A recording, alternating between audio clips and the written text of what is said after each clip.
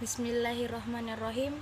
Rabbi syrah li sadari wa yassir li amri wahlul 'uqdatam min lisani yafqahu qawli. Assalamualaikum warahmatullahi wabarakatuh. Perkenalkan, nama saya Nur Mutawadia Zain, NIM 607119661, jurusan Ilmu Peternakan dari Universitas Islam Negeri Alauddin Makassar. Baik, pada kesempatan hari ini saya akan menjelaskan materi tentang zona suhu ternak. Sebelum kita ketahui apa sih itu zona suhu ternak, kita harus terlebih dahulu mengetahui peran faktor lingkungan pada ternak. Secara umum, faktor lingkungan ternak dipengaruhi oleh faktor genetik dan faktor lingkungannya. Baik, bibit unggul telah mengalami kawin silang dan seleksi bertahap dan ketat. Tidak akan memberikan produktivitas yang maksimal jika tidak dipengaruhi oleh lingkungan ternak yang nyaman atau yang biasa disebut dengan comfort zone.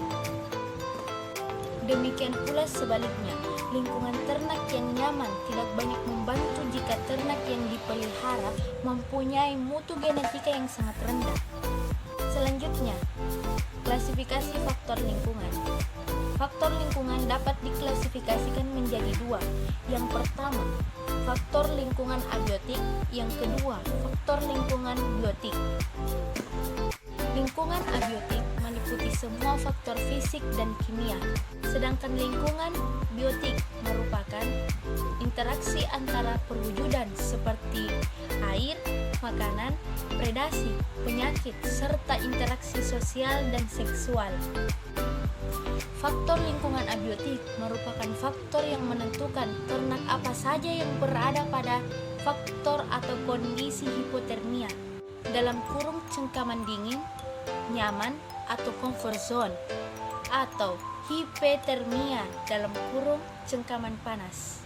Komponen lingkungan abiotik utama yang berpengaruh nyata terhadap ternak seperti temperatur udara, kelembaban udara, curah hujan, dan yang terakhir, kecepatan angin. Dari 4 unsur iklim yang tadi saya sebutkan, menghasilkan lingkungan panas yang merupakan physiological effective temperature. Nah, berdasarkan interaksi komponen panas lingkungan, ada 2 tempat yang mempunyai suhu berbeda jauh, tapi dari kombinasi dari unsur iklim yang lain akan menghasilkan respon fisiologis yang hampir sama.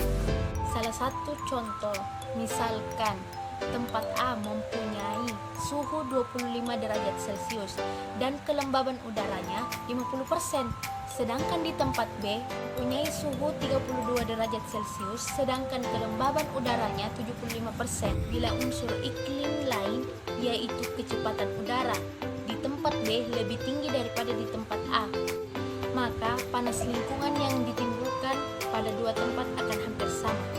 Kecepatan angin yang lebih tinggi akan mempercepat perlepasan panas secara konduksi, konveksi, dan evaporasi di tubuh ternak ke lingkungan. Faktor lingkungan atau unsur-unsur iklim akan mempengaruhi produktivitas baik secara langsung maupun tidak langsung. Pengaruh tidak langsung faktor lingkungan melalui tanaman makanan ternak. Baik, tanaman pada ternak dapat tumbuh dan berkembang, kemudian menghasilkan bahan ternak secara kuantitas dan kualitas yang tinggi. Tentu harus didukung oleh faktor lingkungan optimal. Demikianlah yang